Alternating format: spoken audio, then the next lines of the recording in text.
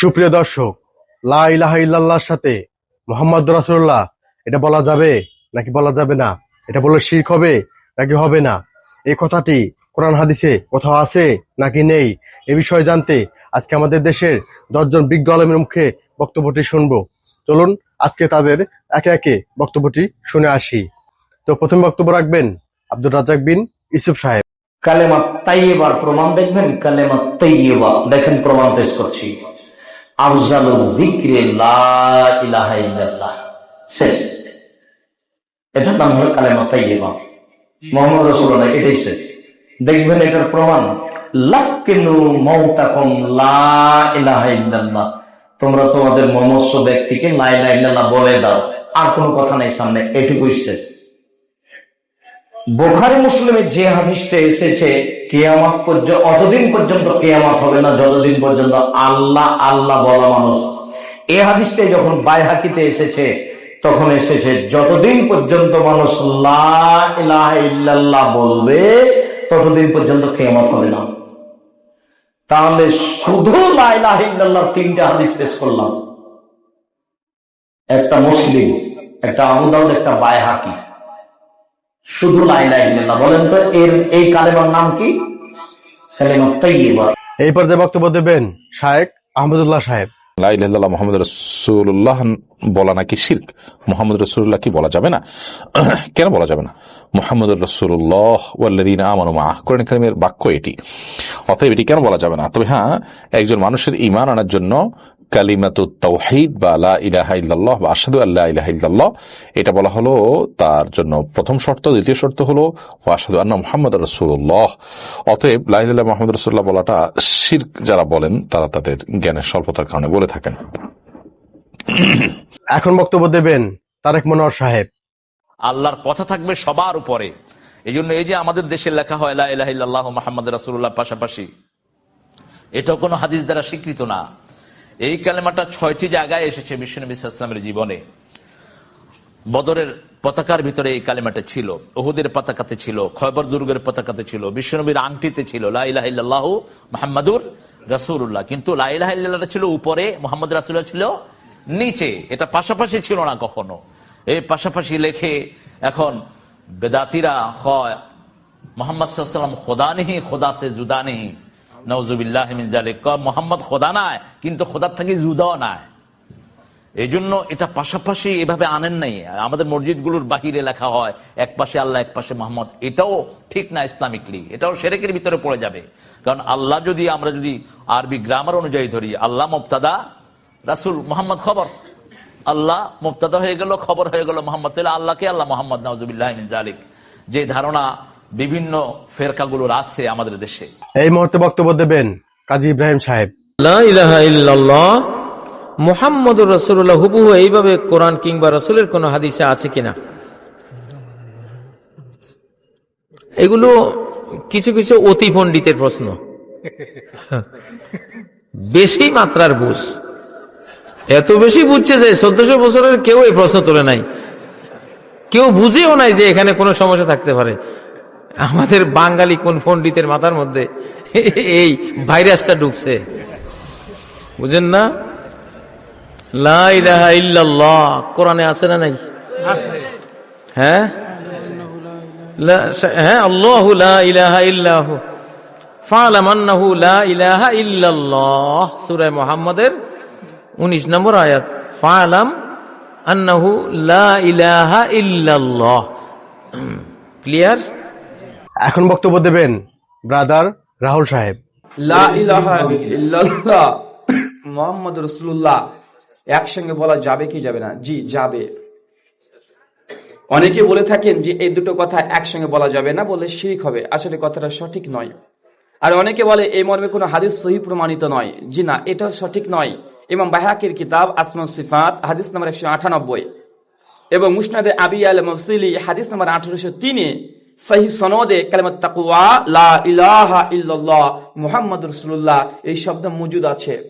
ওয়ান্না শব্দ নেই, একদম ডাইরেক্টলি লেখা আছে লা ইলাহা ইল্লাল্লাহ মুহাম্মাদুর রাসূলুল্লাহ। ইমাম বাইহাকির আসমা সিফাতের মধ্যে সহিহ সনদে মজুদ আছে। 1 2 ইমাম হাজাম রাহিমাহুল্লাহ তার বিখ্যাত গ্রন্থ চাল মুহাল্লা, 2165 নম্বর মাসালাতে আলোচনা করতে গিয়ে তিনি ইজমাত দাবি করেছেন যে মুসলমানদের এই কালেমা লা ইলাহা ইল্লাল্লাহ মুহাম্মাদুর রাসূলুল্লাহ এই কালেমাতে ইজমা আছে, তাই এটা ইজমা দ্বারা প্রমাণিত এবং সহিহ হাসান হাদিস দ্বারা প্রমাণিত। শুকরিয়া। আসসালামু আলাইকুম ভাই, আপনার কি কোনো প্রশ্ন উত্তর গ্রুপ আছে? থাকলে জানাবেন ইনশাআল্লাহ, যাতে করে উপকৃত হতে পারে। জি নাই।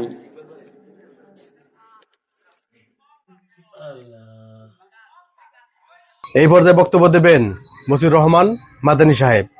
কালেমা পড়ার ক্ষেত্রে আপনি পড়লে আশহাদু দিয়ে পড়েন, সবচেয়ে ভালো, ইখতিলাফ মুক্ত হয়ে যান। আশহাদু আল্লা ইলাহা ইল্লাল্লাহ ওয়া আশহাদু আন্না মুহাম্মাদান রাসূলুল্লাহ বা আবদুহু ওয়া রাসূলুহু, দুই রকম পড়তে, রাসূলুল্লাহ বলতে পারেন, আশহাদু আন্না মুহাম্মাদ রাসূলুল্লাহ ওয়া আশহাদু আন্না মুহাম্মাদান আবদুহু ওয়া রাসূলুহু। আসলে এটা আমাদের এই মগজে এই জন্য ঢুকেছে যে কলমা 5 কলমা। প্রথম কলমা তাইয়্যিব লা ইলাহা ইল্লাল্লাহ মুহাম্মাদুর রাসূলুল্লাহ, দ্বিতীয় কলমা আশহাদু আল্লা ইলাহা ওয়া আশহাদু আন্না মুহাম্মাদান আবদুহু ওয়া রাসূলুহু, তৃতীয় কলমা তামজিদ, চৌথা কলমা তাওহীদ। এই সব বানানো কথা সব, বুঝতে পারছেন? যার ফলে এইসব সংশয় এসছে। না হলে এইভাবে শাহাদাতের সাথে কালেমাটা পড়েন, তাহলে সংশয় থাকবে না, ইখতিলাফ থাকবে না, দ্বিমত থাকবে না। বাকি লা ইলাহা ইল্লাল্লাহ আর মুহাম্মদুর রাসূলুল্লাহ যদি পাশাপাশি বলা যায় তো জায়েজ না জায়েজ, এই ক্ষেত্রে কিছু লোকেরা বাড়াবাড়ি করে থাকে। আমাদের সৈয়দের ভাইদের এই বাড়াবাড়ি আমি পছন্দ করি না। এমন বাড়াবাড়ি পর্যন্ত যেটা শিরক হয়ে যাবে। আর শিরক কেন হবে? পাগল। লা ইলাহা ইল্লাল্লাহ একটা কালেমা, আর তারপর জুমলা মুস্তানিফা আলাদা কালেমা, মুহাম্মদুর রাসূলুল্লাহ দুটো আলাদা কালেমা। আর এর মানে থোড়া এটা হইলো অল্প বিদ্যা পড়ে বড় বড় ফতোয়া। লা ইলাহা ইল্লাল্লাহ মানে যিনি আল্লাহ উনি মোহাম্মদ, কোথায় এটা বোঝা গেল? এটা তো বোঝা যায় না। হ্যাঁ, পাশাপাশি আল্লাহ মোহাম্মদ থাকলে আল্লাহ মোহাম্মদুন, যদি এরকম হয় আল্লাহ মোহাম্মদ, ওখানে শিরকের আশঙ্কা আছে। কিন্তু লা ইলাহা ইল্লাল্লাহ, আল্লাহ ছাড়া কেউ সত্য মাবুদ নেই, একটা কালেমা হয়ে গেল। মুহাম্মদুর রাসূলুল্লাহ, মুহাম্মদ আল্লাহ পাকের রাসূল। আর এখানে শাহাদাত কথাটি উজ্জ আছে। আমরা অনেক কথাতে উজ্জ বলি, আরবি তো আছে, বাংলা তো আছে। এখন বক্তব্য দেবেন আরিফ বিন হাবিব সাহেব। এখন কথা হলো লা ইলাহা ইল্লাল্লাহর পরে মুহাম্মাদুর রাসূলুল্লাহ, এটাও বলা যাবে কিনা? ঠিক না? লা ইলাহা ইল্লাল্লাহু মুহাম্মাদুর রাসূলুল্লাহ পুরাটাও বলা যাবে, পুরাটাও বলেন, পুরাটাও বলা যাবে।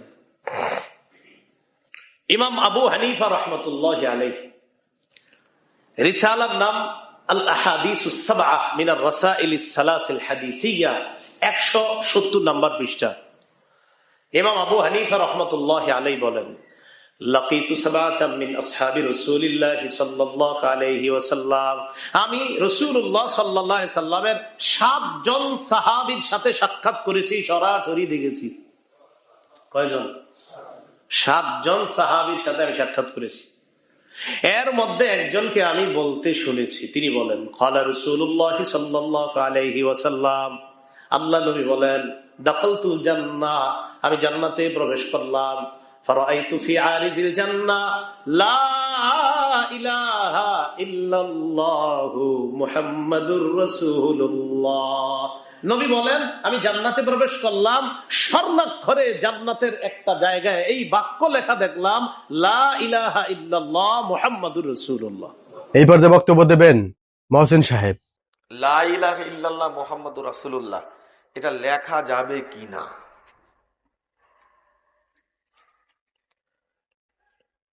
জি, লা ইলাহা ইল্লাল্লাহ মুহাম্মাদুর রাসূলুল্লাহ বাক্যটা বলা যাবে। এটা কালেমা তয়্যিবা না, এটা কালেমা শাহাদত। মনে থাকবে, এটা কি? কালেমায়ে শাহাদত। এই যে আরবি জানা কে ভাই? বল এই ভাই। আবার জিজ্ঞেস করি, আসলে বাক্যটা ছিল আশহাদু আল্লা ইলাহা ইল্লাল্লাহ ওয়া আন্না মুহাম্মাদান রাসূলুল্লাহ। তো আমি তো সাক্ষ্য দিচ্ছি না, এখন শুধু বাক্যটা বলছি লা ইলাহা ইল্লাল্লাহ। এই আশহাদু শব্দটা যখন উঠে গেছে, অথবা শাহাদাতান শব্দটা যখন বাক্যের সাথে উঠে যাবে, তখন অটো মাঝখান থেকে ওয়া আন্না কথাটাও উঠে যাবে। কথা বোঝাতে পারলাম কি? গ্রামার বোঝা গেছে কি? এটা যদি আরবি গ্রামার কেউ না বুঝে তাহলে ভুল হবে। এইটা বুঝলে আর কেউ তর্ক করবে না। ছিল বাক্যটা কি? আশহাদু আল্লা ইলাহা ইল্লাল্লাহ ওয়া আন্না মুহাম্মাদার রাসূলুল্লাহ। যেহেতু আমি সাক্ষ্য দিচ্ছি নি, শুধু বাক্যটা বলছি, আশহাদু শব্দটা উঠে গেলে মাঝখান থেকে ওয়া আন্নাটা কি হয়ে যাবে? উঠে যাবে অটো। তাহলে বাক্যটা কি হলো এবার? মুহাম্মাদুর রাসূলুল্লাহ। এই পর্যায়ে বক্তব্য দেবেন দেলাওয়ার হোসেন সাইদি সাহেব। লা ইলাহার অর্থ যদি এই হয়, কোনো উপাস্য নাই আল্লাহ ছাড়া, কোনো মাবুদ নাই আল্লাহ ছাড়া, মুহাম্মদ সাল্লাল্লাহু আলাইহি ওয়াসাল্লাম আল্লাহর প্রেরিত রাসূল, তাহলে তো এত ঝঞ্ঝাট হওয়ার কথা ছিল না। আপনারা বলেন, নবীরা যখনই এই দাওয়াত দিয়েছেন লা ইলাহা ইল্লাল্লাহ, তখন সংঘর্ষ হয়েছে কিনা? হয়েছে কিনা? বাধা আসছে কিনা? তাহলে এই কথাটা কি যার কারণে এরকমের বাধা আসে?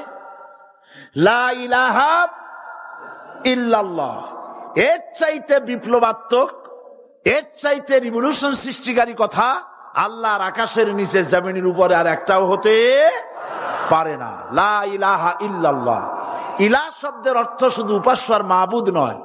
ইলাহ শব্দের অর্থ হচ্ছে আইনদাতা, ইলাহ শব্দের অর্থ হচ্ছে শাসনকর্তা, ইলাহ শব্দের অর্থ হচ্ছে বিধানদাতা। তো লা ইলাহা যখন একটি লোক ঘোষণা করে, তার অর্থ দাঁড়ায় কোনো আইনদাতা নাই, বিধানদাতা নাই, শাসনকর্তা নাই, কারো আইন মানি না, বিধান মানি না, শাসন মানি না, আল্লাহ ছাড়া। কে ছাড়া? শেষ পর্যায়ে বক্তব্য দেবেন আবু তোহা আদনান সাহেব। লা ইলাহা ইল্লাল্লাহ এবং মুহাম্মাদুর রাসূলুল্লাহ, এই তো এর মানে হচ্ছে, খুব সংক্ষিপ্ত আকারে বলছি, খুতবায় অনেক বড় বলার সময় থাকে না। এর মানে হচ্ছে আমাকে তাওহীদের উপর থাকতে হবে এবং শিরিক থেকে দূরে থাকতে হবে। আর মুহাম্মাদুর রাসূলুল্লাহ মানে হচ্ছে আপনাকে সুন্নাহর উপর থাকতে হবে, বেদাত থেকে দূরে থাকতে হবে। আবার বলছি, লা ইলাহা ইল্লাল্লাহ সাক্ষ্য দেওয়ার মানে হচ্ছে তাওহীদের উপর থাকতে হবে, শিরিক থেকে দূরে থাকতে হবে। আর মুহাম্মাদুর রাসূলুল্লাহ এই সাক্ষ্য দেওয়ার অর্থ হচ্ছে আমাকে নবীর সুন্নাহর উপর থাকতে হবে, বেদাত থেকে দূরে থাকতে হবে। তাওহীদ আপনারা জানেন, তাওহীদে রুবুবিয়্যাহ, তাওহীদে উলুহিয়্যাহ, একটা কি তাওহীদে আসমা ও সিফাত, মানে একমাত্র আল্লাহকেই সৃষ্টিকর্তা, পালনকর্তা, রিজিক দাতা, জীবন মৃত্যুর মালিক, বিধান দাতা, সন্তান দাতা, হায়াত মতের মালিক, সবকিছু কোথা থেকে হয়? আল্লাহ থেকে। এই কনসেপ্টের নাম হচ্ছে লা ইলাহা ইল্লাল্লাহ। আর যদি কেউ আল্লাহর সাথে শিরক করে, মানে কেউ মনে করে আল্লাহ ছাড়া কোনো সৃষ্টিকর্তা আছেন, বা আল্লাহ নাই, বা আল্লাহ আছেন আরো কেউ আছে, অথবা কেউ যদি আল্লাহ ছাড়া অন্য কারোর জন্য সিজদা করে, অন্য কারো কাছে দোয়া করে, অন্য কারো কাছে সন্তান চায়, অন্য কোথাও নজর করে, অন্য কোথাও মানত করে, আল্লাহ ছাড়া অন্য কারো নামে কসম করে, ঠিক আছে, তাকদীরকে অস্বীকার করে, দুনিয়ার জন্য দিনের জ্ঞান অর্জন করে, ঠিক আছে, তারপর আল্লাহ ছাড়া অন্য কারো কাছে সন্তান চায়, এরকম অনেক বিষয় আছে। এই কাজগুলোতে কেউ যদি লিপ্ত হয়, তাহলে সে কি করবে? শিরক করবে।